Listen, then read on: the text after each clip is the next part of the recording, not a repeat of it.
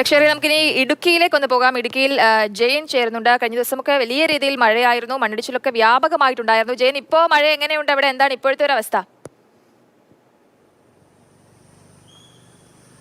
ഇപ്പം മഴ കാര്യമായി തന്നെ കുറഞ്ഞിട്ടില്ല. ഏതാണ്ട് ഒരു 8 മണിക്കൂറിലധികമായി ജില്ലയിൽ മഴയില്ല എന്ന് തന്നെ പറയേണ്ടി വരും. പക്ഷേ പലയിടങ്ങളിലും ശക്തമായ കാറ്റാണ്. ദേവികുളം താലൂക്കിൽ നേരിയ രീതിയിൽ മഴ പെയ്യുന്നുണ്ട്.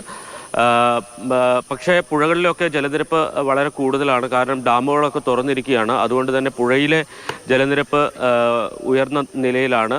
അതുകൊണ്ട് തന്നെ അക്കാര്യത്തിൽ ജാഗ്രത പാലിക്കണം എന്നൊരു നിർദ്ദേശം നൽകിയിട്ടുണ്ട്. നമ്മളിപ്പോൾ കാണുന്നത് തൊടുപുഴയാറിൻ്റെ ദൃശ്യങ്ങളാണ്. മലങ്കര ഡാമിൻ്റെ ഷട്ടറുകൾ ഉയർത്തിയിരിക്കുകയാണ്. അതുകൊണ്ട് തന്നെ പുഴയിലേക്ക് കൂടുതൽ വെള്ളം ഒഴുകിയെത്തുന്നു. മലങ്കരയ്ക്ക് പുറമെ കല്ലാറുകുട്ടി, അതോടെ തന്നെ പാമ്പ്ള ഡാമുകളും തുറന്നു വെച്ചിട്ടുണ്ട്. പൊന്മുടി ഡാമിൻ്റെ ഷട്ടറുകളും ഉയർത്തിയിരിക്കുകയാണ്. മാട്ടുപ്പെട്ടി ഡാമിലെ ജലനിരപ്പ് റെഡ് അലർട്ടിൻ്റെ അളവിലേക്ക് അല്ലെങ്കിൽ ലെവലിലേക്ക് എത്തിയിട്ടുണ്ട്. ഒരുപക്ഷെ ഡാമിൻ്റെ ഷട്ടറുകൾ ഉയർത്തി കൂടുതൽ വെള്ളം പുറത്തേക്ക് ഒഴുക്കാൻ സാധ്യതയുണ്ട് എന്ന ഒരു മുന്നറിയിപ്പ് ജില്ലാ ഭരണകൂടം നൽകിയിട്ടുണ്ട്. ഇന്നലെ 2 മനുഷ്യജീവനുകളാണ് ഈ മഴക്കെടുതി മൂലം നഷ്ടമായത്. ഇന്നലെ രാത്രി 9 മണിയോടുകൂടിയാണ് മൂന്നാർ ബൊട്ടാണിക്കൽ ഗാർഡന് സമീപം വലിയൊരു മണ്ണിടിച്ചിലുണ്ടായത്. അവിടെ ഒരു വാഹനം താഴേക്ക് പതിക്കുകയും വാഹനത്തിലുണ്ടായിരുന്ന ഗണേശൻ എന്ന ആൾ മരണപ്പെടുകയും ചെയ്തു. വാഹനത്തിൽ മറ്റൊരാൾ കൂടി ഉണ്ടായിരുന്നു, മുരുകൻ. ഇദ്ദേഹം പരിക്കുകളോടെ രക്ഷപ്പെടുകയായിരുന്നു.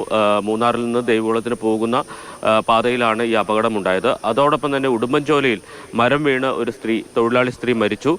തമിഴ്നാട് സ്വദേശിയായിട്ടുള്ള ലീലാവതിയാണ് മരിച്ചത്.